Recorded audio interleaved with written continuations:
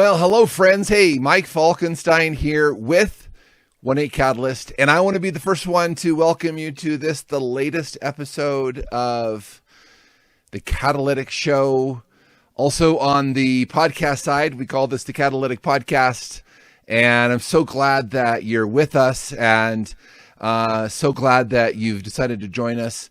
Hey, as you join us, be sure to subscribe to this YouTube channel. As you watch this episode, be sure to subscribe, share this with your friends. We would sure love to have you with us in that way as well. To find out more about 1-8 Catalyst, of course, go to our website at 18catalyst.org. And it'd be great to, we got all kinds of stuff over there, including a link to our new online training portal that we like to call equippingdepot.org, and all kinds of new material over there all the time, training courses, video training courses, a catalog of our book resources, on and on, online sheets, worksheets that we have over there. And so, be sure to go over to our website. So in this episode of the Catalytic Show, I'm going through, this is actually the second episode, I'm kind of going through chapter by chapter of my book, Being and Making Disciples in the Western Church. This book, you can actually go through it with us as you watch these podcast episodes. The book is available on our website. If you actually want the ebook version, it's available actually for free on our website. The paperback, like these guys, are available on Amazon.com for $5 each. And it's a great book. Of course, I'm the author, so I'm going to say that, but I really do think it's a good book. So it's good enough that, as I meet with people about our ministry and I talk about our ministry of creating resources and delivering training that helps Christians grow spiritually, kind of this idea that Christians that are growing spiritually want to reach their world for Christ, you're getting three things from me. So you're going to get our brochure. You're going to get our 50 Commands of Jesus bookmark Bible study or Bible study bookmark. And then you're going to get a copy of this guy. And you're going to get a copy of this guy because I wrote it in the summer of 2021 with an eye for, hey, if you want to know really what 1-8 Catalyst ministry does, wants to do, feels like God has called us to do, much of it between the brochure and this guy that really is going to be a good start. So be sure to pick up a copy. It takes most people about an hour or two to be able to actually go through it. And so, it's been a good resource for us. So anyway, last week, on the podcast, I just kind of went through the basics of why is it important for us to be and make disciples in our local churches. And so today I'm going to talk about the contents of chapter 1 of this book, which really is just called On Being a Church That Makes Disciples. And, in our pursuit to be and make disciples, obviously what is happening at the local church level is super important. And so, next week's episode, we're going to talk about personally what it looks like to be a disciple of Jesus. And so I always start, though, with the church, mainly because of the church's influence in people's lives and the opportunity that we have, that church leaders have to really have an impact in the lives of people. And, as I've read and studied the biblical purpose of the local church, I've seen a lot of gaps between what a lot of churches were doing and what I read biblically in terms of the purpose of the local church. And so, you probably think as you hear me talk about our ministry and kind of our core themes, of course, I'm always and often talking about these commands that Jesus gives to his followers. I wish I had a copy here, but we have a bookmark that actually you can go onto the website as well, and you can pick up a copy of the online PDF of the 50 Commands of Jesus Bible study. So these commands are important because, of course, Jesus is giving the 50 commands to his followers, and then he follows those commands up with passages like John 14:21, whoever has my commands and obeys them, he it is that loves me. And so obviously in our churches then, to really be a biblical church, we want to be doing the things that Jesus is commanding us to do. Two of those that we focus on a lot are the Matthew 28 passage. Of course, probably the most famous passage of the Great Commission, where Jesus commands us to go and make disciples, and then Mark 16:15, where he commands us to proclaim the gospel to the whole creation. So obviously, to be a biblical church, to be a church that's really doing what God is asking it to do, obviously we want to be doing those two things well, because they're direct commands that Jesus gives to his followers. So in this process of being and making disciples in the Western church and teaching people about it, I've developed a definition of the biblical purpose of the local church. And if you actually pick up a copy of this book, I go into more detail about where in the Bible I formulate this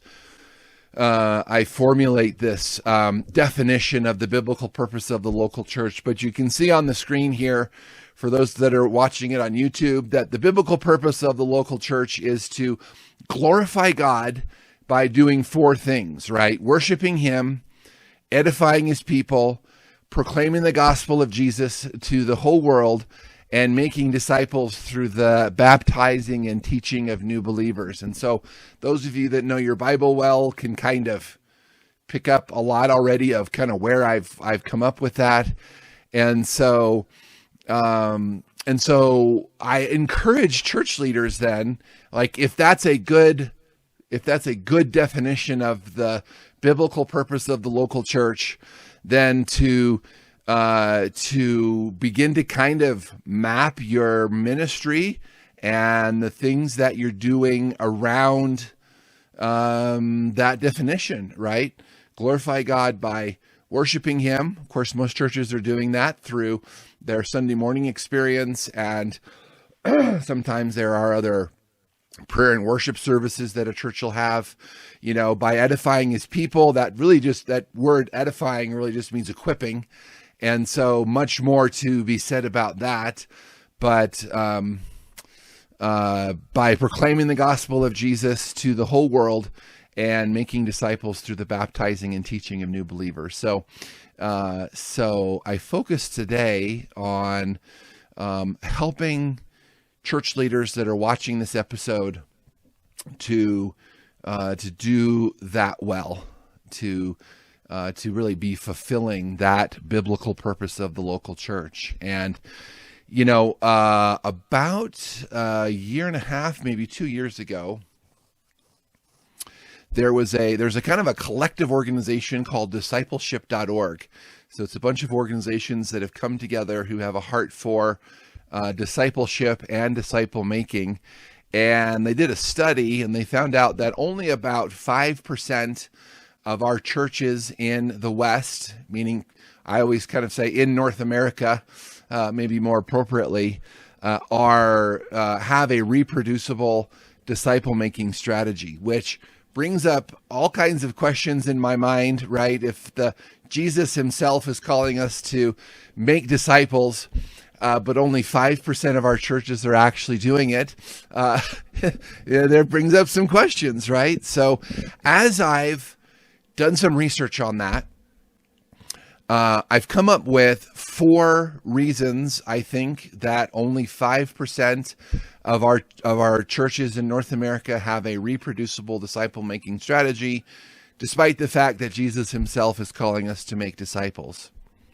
So I think the number one reason that that most churches, we'd have to say 95% of our churches are really not making disciples, is that many pastors and elders were not discipled themselves. And this is actually a really important, this is really an important thing that I've discovered, right? So many of you know the kind of the defining passage on disciple making, which is 2 Timothy 2:2, right? Paul writing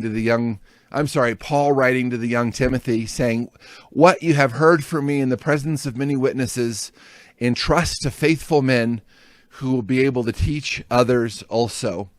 And so kind of hard baked into this idea of making disciples is this idea that you really, so Paul is telling Timothy, the things I've told you, entrust to reliable men who will be able to teach other also. So we see kind of 4 spiritual generations of people who are involved in this process. And so if the pastors themselves were never discipled, it's hard for them to make disciples themselves. So actually in our ministry, and I've got kind of a whole, we have a growing book catalog.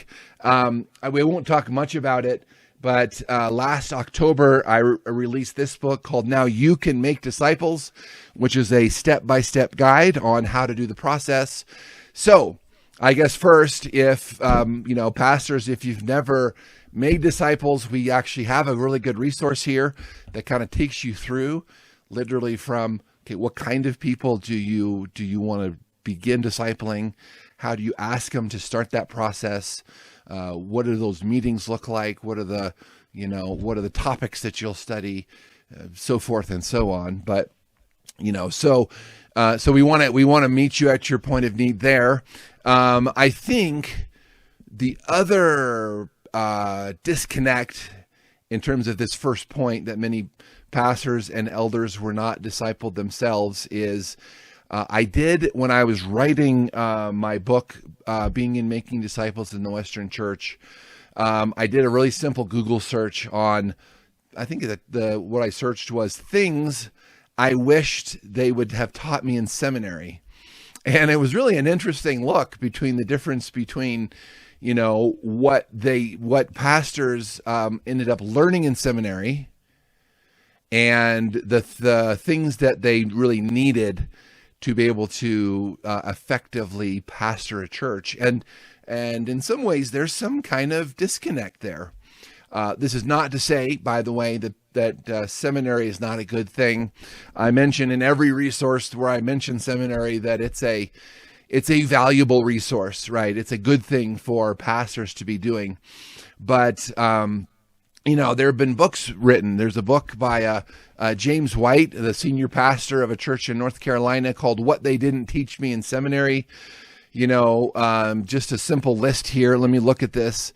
On the Google search that I did, there were topics like never taught me in seminary about church finances, never taught how to balance my marriage and my ministry. And actually in last week's episode, we talked about that in some ways in terms of how poorly marriages of pastors are doing, I think just because of the stresses and whatnot, right? Never taught me how to deal with sexual improprieties amongst church staff and how to handle the aftermath, how most people in my congregations wouldn't care about theology.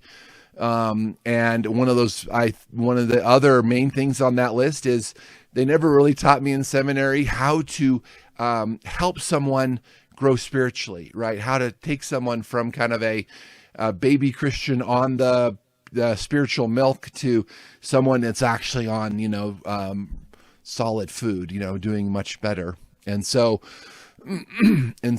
I make this list, by the way, as a side note, because we want to come alongside both Christians and help them grow spiritually and churches. The only reason that I have a list like this is then that helps us at 1-8 Catalyst to be able to go, okay, that's a point of need. And obviously something like a lot of people in our churches don't know how to make disciples. So let's make a step-by-step guide on actually how to begin disciple making, right? So number 2 on the list is that many elders and pastors think they're doing a good job at disciple making. And I thought that was really interesting. It's sort of like this, this version of there's a effect called the Dunning-Kruger effect, which is the kind of cognitive bias for people who feel like they've done a good job. Really, they cannot see why they did not do a very good job. And there's, again, because only 5% of our churches are actually have a reproducible disciple-making strategy. I think if you were to ask most pastors, they would say that they're doing a good job. But really, then you look at the effects, and 95% of our churches are not actually making disciples. And so the study that I mentioned, the discipleship.org study, they did a little bit more research. They found out that the average pastor surveyed reported 12.5 commitments to Christ over the last year in their per 100 people, and yet half of those pastors indicated that their church saw no church growth. And so that's another example of, you'd have to ask the question, okay, if you've got 12 commitments to Christ, but the church isn't growing, where are those people going? You think you'd at least be growing by 12 people per 100 every year. And there's a lot to be said about that. I think that part of the issue here, quite frankly, is that that because pastors are thinking they're doing a good job, they're not looking for solutions on actually how to be helping people grow spiritually. One of the things that I always recommend church leaders to be doing is, like, if you're going to do almost nothing else in terms of equipping your people, make sure that they know how to share the gospel and how to share their testimony, and have regular classes on how to do that. And yet research indicates that only 10% of North American churches have regular training sessions for their people on how to share the gospel and how to share their testimony. And so,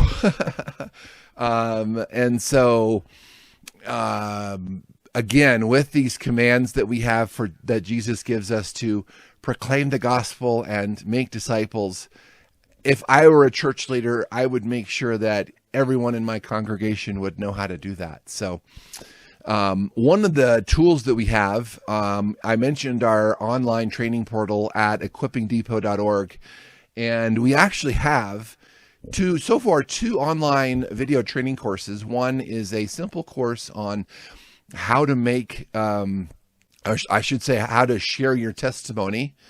The other one is how to share the gospel using it's a fairly new tool for me called the 3 circles way of sharing the gospel. As an old-time navigator, I've always been a bridge illustration guy, but I find that the 3 circles is just a little bit easier. And so for people that are new at it, it's a great first step to be able to to do it. So number 3 on the list in terms of why only 5% of our churches in North America have a reproducible disciple-making strategy is that many church leaders see discipleship as a program, right? They see discipleship as a class. Take our discipleship class. You'll see in a lot of churches. And I mentioned 2 Timothy 2:2, and from 2 Timothy 2:2, I've developed this from years ago, a definition of discipleship, which is that discipleship is a process by which an individual who has been won to Christ commits himself over an extended period of time to a few individuals who have been won to Christ, the purpose being to aid and guide their growth and maturity, and for them to invest their lives in a third spiritual generation. And so just by kind of the definition of discipleship, it really can't be a program, because discipleship requires life on life, right? So even in my book, I have in the back of the book 24 topics that, let's say I'm discipling someone, I have 24 key topics that I want them to know, to understand, and to begin to implement into their lives. And there's just no class that you're going to take 24 weeks to be able to go through that, much less the process of discipleship includes, when I mention life on life, I'm really talking about, okay, so you're beginning to disciple someone and they are dealing with some kind of a big sin issue. Well, that might take 6 months to really find victory as they surrender that to Christ, right? They've got pornography, they've got, some other big issue of some kind. And so again, just by what disciple making and discipleship is, it can't be a program. And so church pastor, if you're seeing it as a program, it's really, it really can't be. But what you can do as a very first step in your church, just begin to make it a priority in your staff, the way that you do your programs, so forth and so on, to go, hey, listen, from now on, what we do here is make disciples that make disciples. And so this means that if I, as a leader, see someone in the congregation, let's say there's a man named Charlie. I always use Charlie as an example, right? I'm going to be asking him this kind of questions. So you see Charlie, and because we make disciples that make disciples here, I begin to ask him, the very first thing I ask him when I see him on Sunday morning, so Charlie, what are you learning lately from God's word? Charlie, what are you doing in your prayer life? How's your prayer life going? And these very first simple steps, you can imagine as a church leader / pastor, if Charlie knows that I'm going to be asking him every week. Now, we're going to be talking about a lot of other things, right? We may be talking about our local NFL team and the weather and whatever, but the very first thing I want to know is, Charlie, it is so important for you to be spending regular time in God's word. And something like that can just make a really good, first step. And then you've got your classes that I mentioned. You're doing regular evangelism. The expectation at your church is that, hey, because Jesus himself has called us to go proclaim the gospel, I'm going to make sure everyone here is proclaiming the gospel. Because, to proclaim the gospel, a lot I could say here, but to be able to confidently share the gospel, you actually have to believe it yourself first, right? You have to actually believe it first. And once you've actually internalized it, then you're going to share it. And you want people in your churches that just kind of have this regular habit of, as we read in 1 Peter 3, to be sharing the reason for the hope that is in them. So finally, on my list of reasons that only 5% of our churches have a reproducible disciple-making strategy is simply that really it is true that making disciples is hard and it may drive people away. So some of you may have heard of a colleague of mine, Todd Wagner, and he wrote a book that I'll highly recommend, actually on the YouTube channel. I'll actually put a link in the description for his book called Come and See Everything You Wanted in the One Place You'd Never Look. And it's really I think, kind of the magnum opus of really what I'm talking about here. He does such a great job of kind of laying out what it looks like to be a church that is that is making disciples that make disciples. He has a fantastic illustration in the book.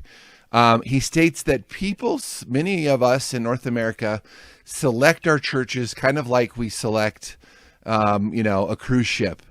He writes, whether consciously or otherwise, they ask certain questions that reveal their expectations. Do I like the music in the ballroom? Do I like the captain and his staff? Do I get good service? Is it pleasant and comfortable?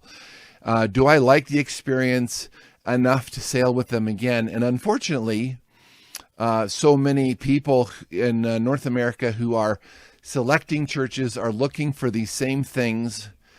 And pastors and elders, I know you know this. And so many times, and this is not anything other than, let's just look at this truthfully. You know that that's true.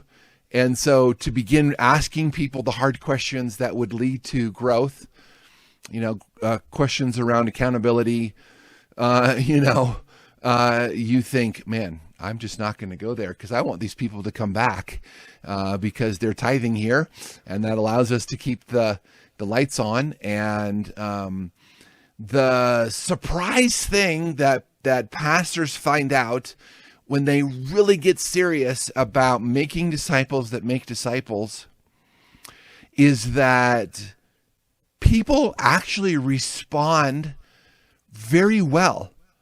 I mean, you're going to get people who God is already working on in their lives, people who are actually really do want to grow deeper. And then that leads to people who want to share and who want to serve, not just in the church, but their community. And, if Todd Wagner, until recently, was the senior pastor at Watermark Community Church in Dallas, some 30,000 people who attend Watermark over like 4 campuses. And yet they are super serious about making disciples that make disciples. And so it is definitely possible. So I would highly recommend, again, I've got too many book resources, but for you pastors, if I've touched a nerve, if I've touched an area where you go, man, I want to learn more how to do that. I wrote a book called Keeping Watch Over Souls, The 6 Marks of a Church That Makes Disciples. Again, it's available in Kindle format and soft cover on Amazon. You can find it there. And listen, I'll guarantee that it'll help you to become a church that makes disciples. And, as I mentioned last week, I often tell people, or I should say, I always tell pastors, like, you've made a really strong sacrifice and commitment to be a pastor. Why not just go full in on obeying the commands, doing everything that God wants us to be doing in our churches, and seeing him at work in ways that you would have never imagined. And, you might as well just go full bore. I mean, if this is just a job for you, it's probably time for you to potentially go find something else to do. Jesus calls us to proclaim the gospel and make disciples. And he says, whoever has my commands and obeys them, he it is that loves me. And so as we obey the commands in our individual lives and in our churches, excuse me, this is actually how we show Jesus that we love him. So I hope that's an encouragement. I'd sure love to hear from you. Please get in touch with me. Again, if you go to our website at 18catalyst.org, we've got a contact us page. Would sure love to hear from you. Again, I'll remind you again to subscribe to our YouTube channel and click the notifications button to be able to get more content. We're actually just a few subscribers away, actually, from kind of our next milestone. So we'd sure love to have you with us. Thank you so much for joining me. I hope this is a help. And I'll look forward to seeing you on the next episode of the Catalytic Show.